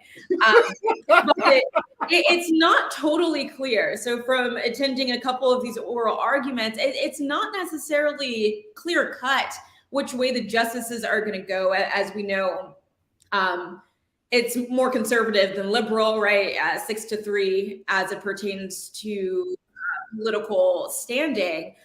So it could go either way, but since most of the conservatives are not a fan of this plan, if they can come up with a reason and justify why they believe the education secretary did not have authority to create this policy, then it could be struck down, but it's too early to know.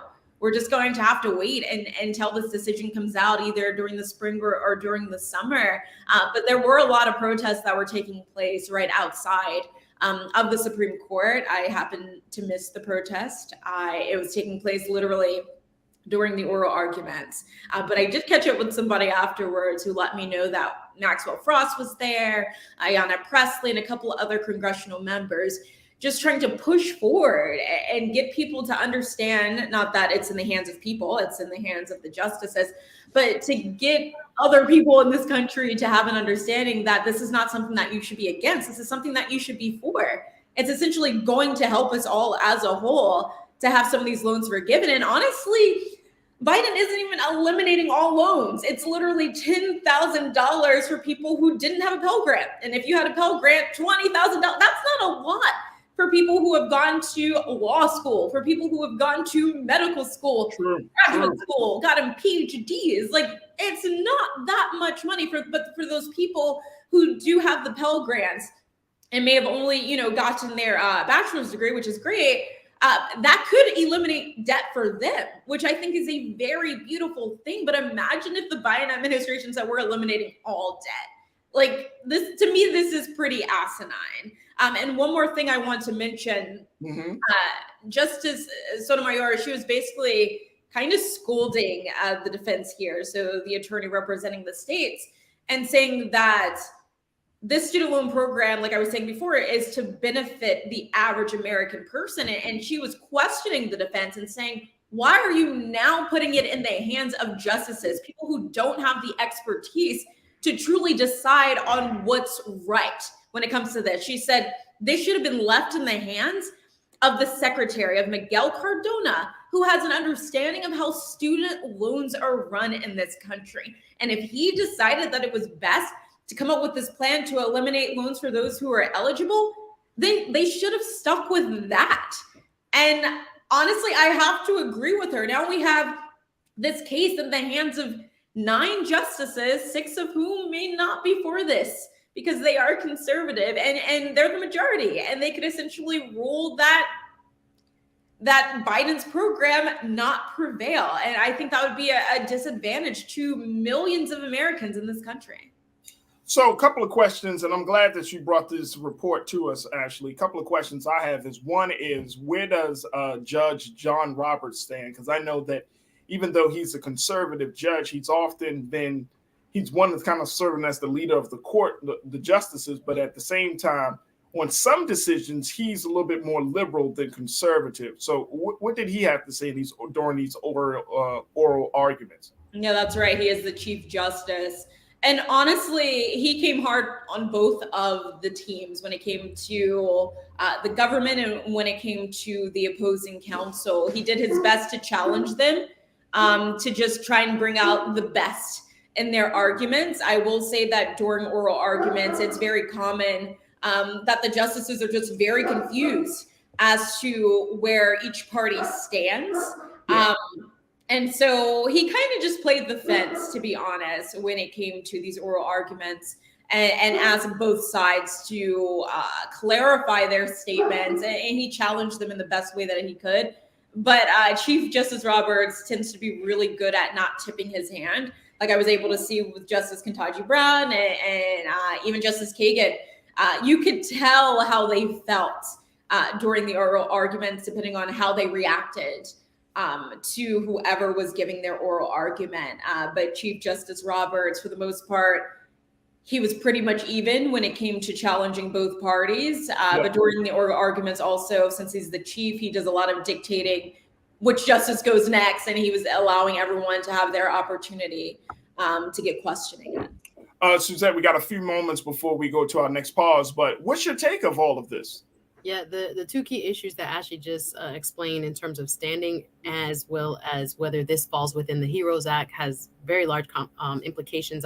I know we're right up on a break, but if this was a part of what Congress allowed the executive branch to do under the HEROES Act, then great. But if the court finds that they overstep, there might be other implications as to what other programs the executive branch has instituted vis-a-vis the various secretaries or the White House that may have to kind of go back under consideration as being too far reaching. Whether there is standing is the main issue. When you bring a lawsuit, you have to have some sort of remedy and you have to show that you were hurt. So there's this big question that's hinging on whether these 6 states that have brought this lawsuit are actually owed a remedy. Can they prove that they are being injured by this loan forgiveness? So it's very interesting to see what will happen, and we'll get the answer soon enough in June. In June. My other question is, did anyone ever bring up and this might be offbeat, this might not be a part of the conversation, but just as much as some of these 6 states are balking about giving money back to students, what about the fact that so many millions of dollars were given to some of these Republican leadership from the PPP loan, and they haven't been called to account for it? It's very interesting. 1.75 trillion is the student loan debt. And this program would alleviate about approximately 400 to 500 million, according to Brookings Institute. But yes, when it comes to individuals benefiting under the pandemic emergency laws and programs that were created, we see a big problem as opposed to what you've described when there are businesses and corporations that got a lot of money in terms of relief. So this is going to be an interesting question, whether or not this type of relief is something that, again, falls under the HEROES Act. And again, it is affecting about 40 million people, 26 million of which have actually signed up, when I was one of them under the open enrollment. Again, borrowers making $125,000 a year or less, or $250,000 for a married per couple. But yes, we're looking at, again, $10,000 and $20,000, which means a lot to middle-class people and middle-class families. So yes, with all that debt, I'll say 1.75 trillion in total student debt being held here in the United States. Again, about 400 to 500 billion to be forgiven through this program. So we'll see what the justices have to say. Hey, Ashley, very quickly before we take our pause, I mean, can we compare the PPP loan situation to the student debt situation?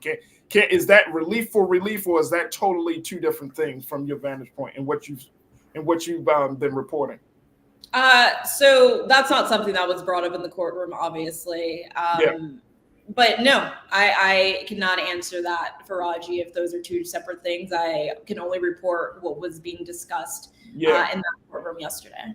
Yeah, absolutely. Absolutely. All right, we got to take a quick pause. When we come forward, we'll continue the conversation with Ashley Banks, Capitol Hill correspondent for the Griot, Suzette Speaks, who are TV host and attorney, and of course with you, as we're talking about this case that has gone before the Supreme Court around student loan debt cancellation. What's your take? Crew, let me know what your thoughts are as the oral arguments, the opening arguments have been given in this case that we may not hear from until June, spring or summertime of this year. What's your take? Stay with us. The conversation continues on the other side here on The Culture on the Black Star Network.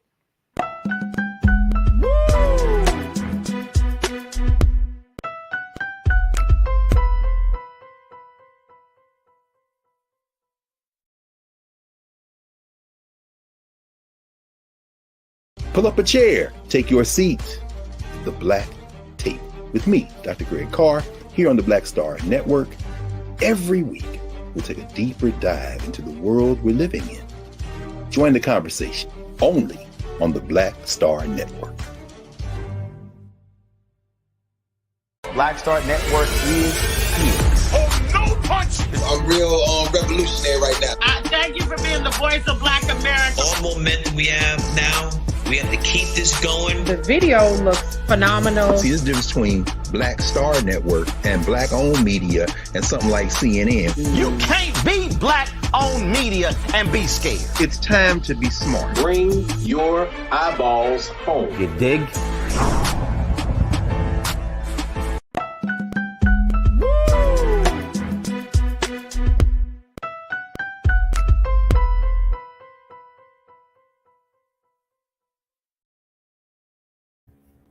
All right, folks, welcome back to the show. We've been talking about the student loan debt cancellation case that is now before the Supreme Court, getting an update on where we are as the case is just getting started. And Ashley Banks, the Capitol Hill correspondent for the Grio, broke it down for us nicely as to what those opening arguments entailed. And of course, giving us her analysis of where this thing may go. Suzette Speaks, our attorney and TV host here, she's given her analysis, and I want to hear from you. What do you think of this as these opening arguments have been given, and the fact that we're going to see the fate of this program in the hands of 9 Supreme Court justices, who Justice Sonia Sotomayor said, why put it in the hands of 9 justices instead of the man that understands how this process works, the Secretary of Education? Big question that I don't think that the defense can really answer. And so we will see how this case plays out. But what's your take on this? Let me know your thoughts. Post your comments in the chat. And of course, we'll try to get to as many of your comments as possible, crew. Let's go to Brian Christian. Brian checked in and said the conservative SCOTUS judges are hypocrites to themselves. Some of them had to deal with student loan debts. Yeah, that's the pushback I get, Ashley, that I don't understand, to Brian's point. I don't understand, why this is such a problem. Is it based just simply because of the economics of how states are trying to figure this thing out?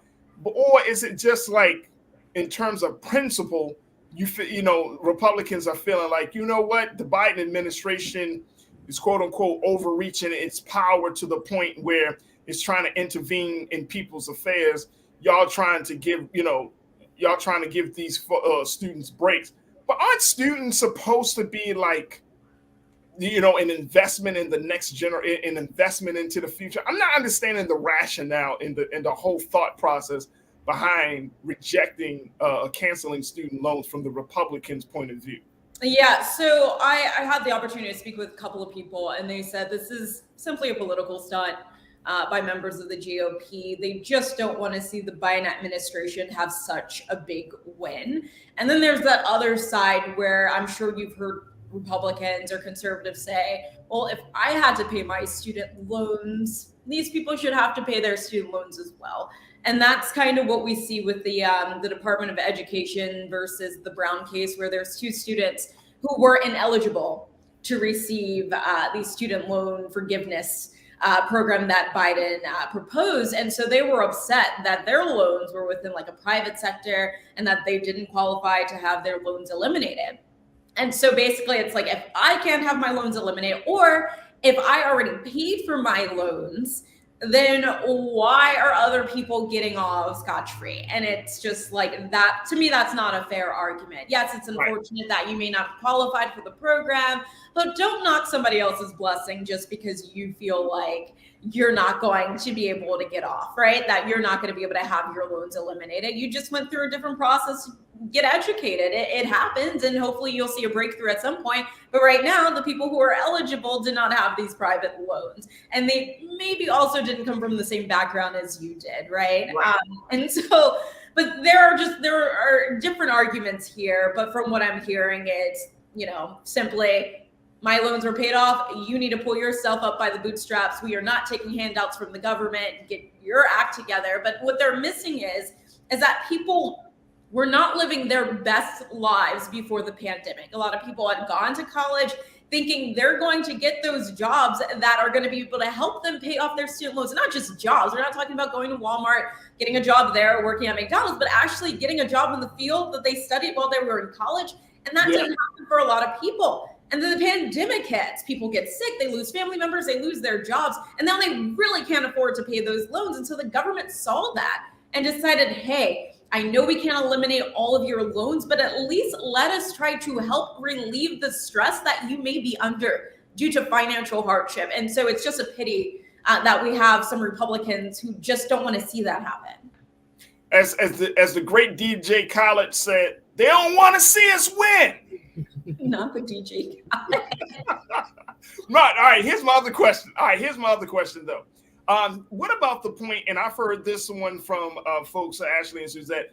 Ashley, I want to get your take on this first. But what about the conversation about schools being too high, the tuition and cost of schools being so high, and that there should be a review, or there should be some level of like a cap for certain schools, because the loans wouldn't be so high, the loans wouldn't be such a problem if the cost of education wasn't as high as it is. Was that brought up in the conversation?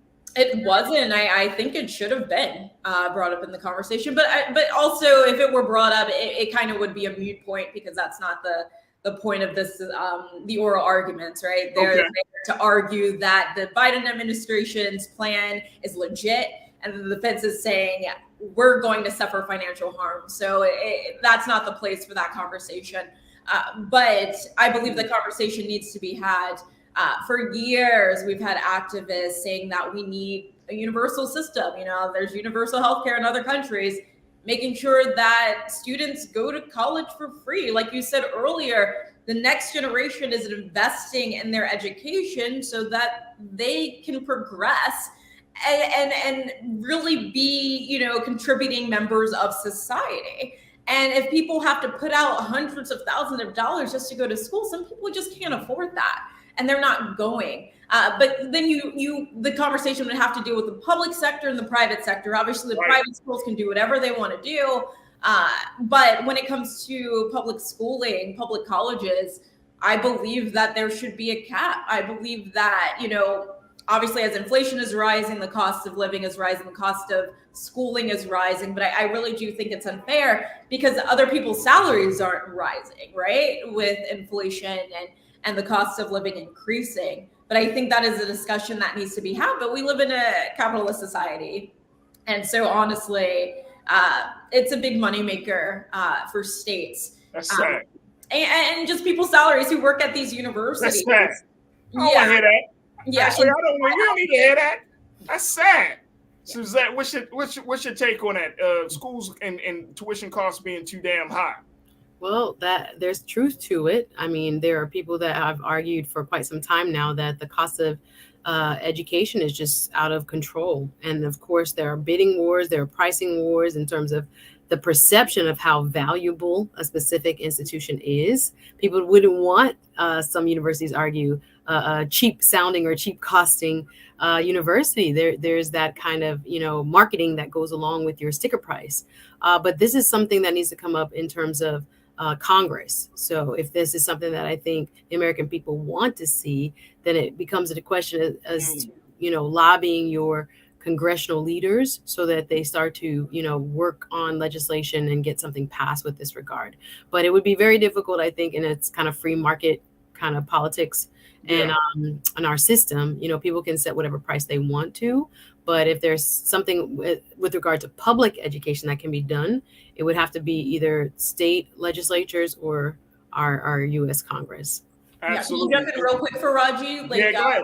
Suzette is saying here, it's up to Congress for sure. And we saw a couple years back where Bernie Sanders, he proposed a bill for free college and the cancellation of student debt, but he received a lot of backlash, people just calling him an extreme liberal who just doesn't understand how the economy works.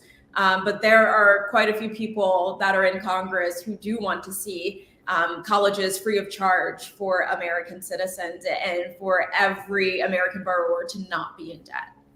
Damn, man! If Bernie Sanders was president, let me go to a couple of the crew remarks. Instructor Joe, you said the cost of education is increasing, but the quality of education is not, and the value of that education is steadily depreciating.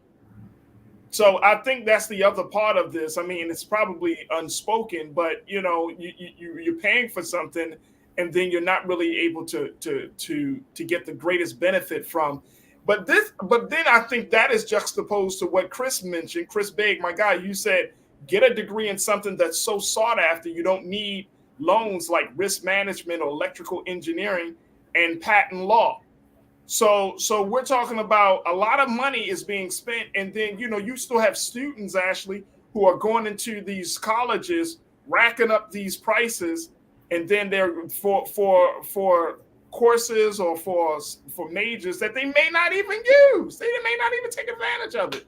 You know what I'm saying? So personal choice. I don't know if that comes up into the discussion as well. But how big of an emphasis should we place on that? I feel like people should be able to choose what they want, right? I hear Chris, and I think that, it's kind of practical. But at the same time, if I'm going to be investing 4 years of my life out of university and I'm already spending money, it's going to be on something I want. I'm fortunate that I was able to attend Morgan State University and receive a bachelor's in journalism, and to actually become a journalist was a huge success. But I also know a lot of people who attended university with me and wanted to become journalists, but just couldn't land that gig. And here we are literally 10 years post-graduation, and they're just having to work whatever gig that they can find. They were great journalists. They just did not, connect well, or weren't able to land the position that they wanted, or lacked resources. I know attending that HBCU 10 years ago, we didn't have the resources that the university has today. Thank you to President Nick Wilson. But it depends on the school you're going to as well, not just the degree that you're seeking. So we have, the University of Maryland College Park and the Towson University in Maryland. And those people, if they're attending the university for journalism, they have programs in place for these people to have mentors. And by the time they're about to graduate, some of them already have jobs lined up. And so, we can try to hold people responsible, the ones who are actually choosing their major, but it's the universities as well that if they're accepting students' money, they also need to be setting them up for success, not for them to just get a degree and have to fend for themselves. It's a part of a process, right? If you're investing in an education, you're not just investing in the education just to have it. You're investing in the education so that you can be employed in that field afterward. And so I think a lot of schools do fail students in that capacity, especially minorities. Absolutely. Ashley Banks, Capitol Hill correspondent for the Griot. Ashley, we thank you so much for that great report, and we'll certainly bring you back on for other updates surrounding this case.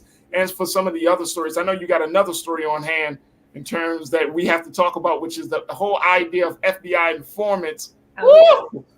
That's a good one. I can't wait to talk about that. So we'll bring you back sometime very, very soon to have that conversation. But Ashley, thank you so much for your report, and we truly appreciate it. Sounds good. Thank you, Farajii, and see you, Suzette. Bye. See you soon. Suzette, oh my gosh. What can I say, Suzette? Another great show. Yes, thank you for having me. Very quickly, Suzette, do you want to speak on that personal choice piece? I think we have to go back to trade schools. There's so much more. I think it's probably too much for the time we have left, but I'm thinking about everybody doesn't have the same scholastic ability or aptitude.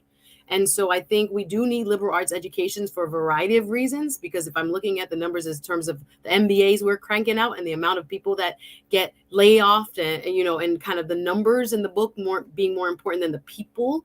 I think you need humanities. I think you need liberal arts. I think, some of that education is very important, but I do think sometimes people who need the economic boost don't have the luxury of being able to take some of those. But we need social workers. We need people who do mental health. We need all kinds of folks have value in this society. Everybody cannot necessarily be, trained in a highly technical area. That's why I like to say you got to go back to the basics. Not everybody's even going to go to college. So let's give them options before they even get there and start taking on this debt. Because there are a lot of trained people that make good money and can sustain themselves and a family. So there's so much more I want to say, but I know we're out of time. Out of time. Suzette Speaks, my sister. Make sure y'all check her out. Suzette Speaks on her YouTube channel. Subscribe to Suzette. Yes. Continue to show support for her as we celebrate Women's History Month, especially, and have celebrating women who tell their story. Suzette, thank you so much, sis.